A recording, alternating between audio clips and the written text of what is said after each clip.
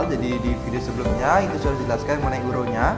Di video kali ini kita menjelaskan mengenai genitalia maskulina, yaitu pada laki-laki. Saya akan dibantu oleh teman saya di sini, yaitu Murah. Jika kita akan menjelaskan mengenai dua bagian, yaitu secara internal dan juga secara eksternal. Kita lanjut aja langsung ke videonya. Jadi yang pertama akan dijelaskan adalah bagian dari testis. Jadi testis itu dilapisi oleh sebuah lapisan bernama skrotum. Skrotum ini juga akan dibagi-bagi menjadi beberapa bagian. Jadi ada bagian terluar hingga bagian terdalam. Jadi bagian terluar itu, yang bagian luar ini dinamakan dari kutis. Untuk lapisan gundukan yang pertama ini dinamakan kutis. Lalu untuk lapisan yang kedua dinamakan dengan tunica dartos.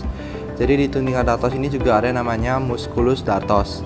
Lalu dilanjutkan di bagian yang lebih dalam lagi dinamakan dengan fascia spermatica externa.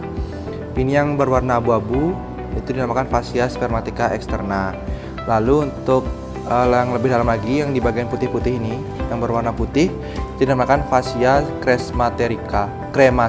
cremasterika, atau juga di sini juga ada namanya musculus cremaster. Tadi saya sebutkan juga di sini ada yang namanya musculus dartos. Di bagian tunica dartos ini dia berfungsi untuk mengerutkan dari testis. Lalu untuk cremaster itu berfungsi untuk menaikkan atau mendekatkan testis ke rongga abdomen. Jadi yang di sini biasanya ini terjadi pada saat tubuh kita itu merasa dingin, seperti itu. Baik, lanjut ke selanjutnya. Jadi tadi itu ada lapisan-lapisan skrotum. Tadi yang paling luar itu namanya kutis. Lalu ada tunica dartos. Lalu yang di bagian abu-abu ini namanya fascia spermatica externa. Nah, untuk yang di bagian lebih dalam itu lagi ada namanya fascia spermatica interna. Dia itu tidak terlalu terlihat di sini. Nah, untuk yang di bagian testis itu yang di bagian putih ini. Testis ini juga dilapisi dengan yang namanya tunica vaginalis testis yang di bagian lamina visceralis. Dia langsung melapisi dari testis itu sendiri. Lalu untuk yang di bagian lamina parietalis itu ada, tapi di sini tidak terlihat. Tapi dia itu ada di bagian kavitas dari rongga-rongga yang ada di testis ini. Jadi tidak terlihat di torsonya ini, tapi ada dia yang parietalis. Yang visceralis membungkus testis, yang parietalis itu yang di bagian ada harusnya kavitas antara fascia spermatica externa dengan yang mau ke dalam itu harusnya ada. Di bagian sana dia yang parietalis. Lanjut di bagian superior dari testis itu ada yang namanya epididymis. Nah, di sini epididymis ini dibagi menjadi 3 bagian. Ada yang bagian paling kepala ini. Kepala ini dinamakan dengan kaput epididymis. Lalu di bagian badan ini namanya korpus. Lalu yang di bagian di bagian paling bawah ini namanya cauda. Nah, secara kalau misalnya kita lihat di buku, itu biasanya di bagian kaputnya ini itu akan lebih besar. Lalu korpus mulai mengecil, lalu caudanya akan semakin mengecil. Itu yang di bagian epididymis, itu 3 bagiannya. Dari epididymis ke testis itu juga ada salurannya sendiri yang menghubungkan, yang dinamakan ductuli efferentes testis. Tapi di sini tidak terlihat, tapi harusnya itu ada cabang-cabang dari testis ke epididymis ini. Lalu dilanjutkan dari epididymis itu akan menuju ke ductus deferens. Ductus deferens ini yang akan membawa sperma-sperma yang telah dibuat tadi menuju ke yang namanya glandula vesicula. Jadi itu nanti kita jelasin dulu. Dari ductus deferens ini ductus deferens terbentuk dari epididymis ini. Jadi ada salurannya sendiri gitu. Nanti ductus deferens itu akan menuju ke bagian atas melalui dari funiculus spermaticus. Funiculus spermaticus itu namanya yang satu salurannya ini. Satu salurannya ini namanya funiculus spermaticus. Lalu di funiculus spermaticus ini ada arteri-arteri yang bakal menyuplai testis. Jadi arteri itu namanya arteri testicularis, sedangkan untuk vena itu namanya vena testicularis. Untuk di bagian funiculus spermaticus ada namanya plexus pampiniformis. Itu untuk yang nama lain dari vena-venanya ini. Jadi dia kayak bentuk anyaman gitu, namanya plexus pampiniformis. Itu yang ada di funiculus spermaticus. Jadi tadi sudah dijelaskan mengenai funiculus spermaticus. Jadi dia itu tempat berjalannya dari ductus deferens. Nah, nanti dia akan menuju ke canalis inguinalis yang di bagian untuk masuknya funiculus spermaticus ini namanya canalis inguinalis. Nah, dari canalis inguinalis ini akan berjalan ductus deferensnya. Di sini bisa terlihat itu dia akan berjalan di cavum pelvicum. Nanti dia akan bersilangan dengan yang namanya ureter di sini. Ductus deferens ini akan menuju ke bagian belakang dari vesika urinaria. Dia akan membentuk glandula vesiculosa atau glandula semilunalis. Nah, ini yang di bagian luarnya tampaknya seperti ini, tapi kalau misalnya kita belah lagi, kalau misalnya kita umpamakan ini udah dibelah, lalu yang lubang-lubang ini akan dinamakan dengan ampula ductus deferentis, atau bisa juga ya ampula ductus deferentis.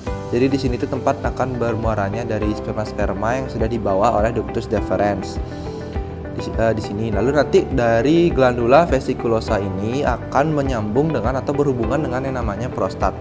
Di prostat yang khususnya di bagian belakangnya.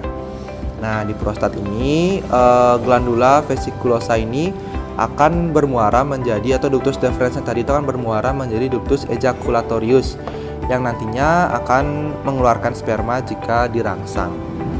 Baik, di sini saya akan menjelaskan penjelasan dari Kevin. Tadi Kevin menjelaskan sampai ductus ejaculatorius. Nah, ductus ejaculatorius ini berada di suatu struktur yang dinamakan prostat.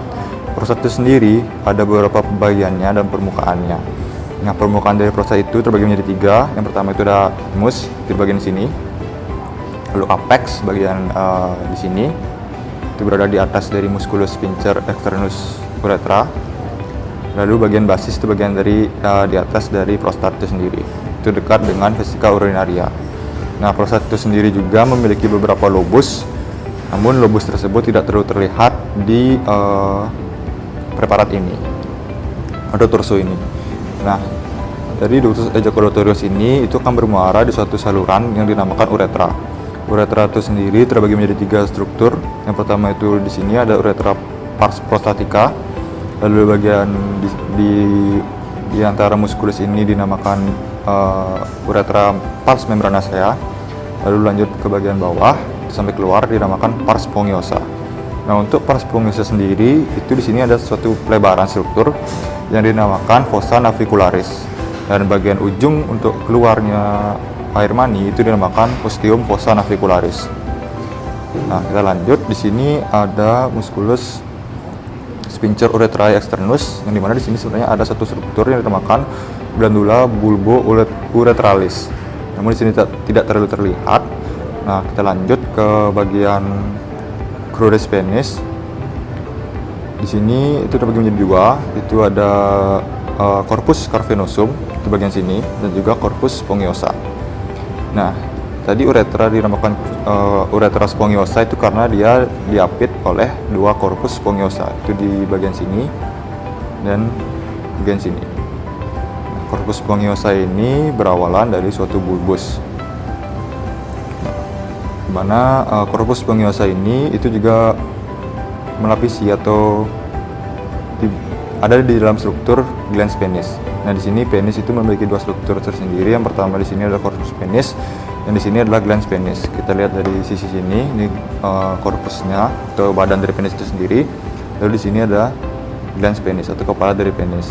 Nah, korpus penis atau penis itu sendiri itu ada beberapa fasies atau permukaan, di mana fasies atau permukaannya itu di sini itu di bagian dorsal penis, di bagian atasnya itu di penis, di bagian bawah penis itu di bawah sini itu dinamakan uretralis, pars uretralis dari penis, fasies uretralis karena dia dekat dengan uretra, atau mungkin bisa disebut dengan pars ventralis atau fasies ventralis dari penis.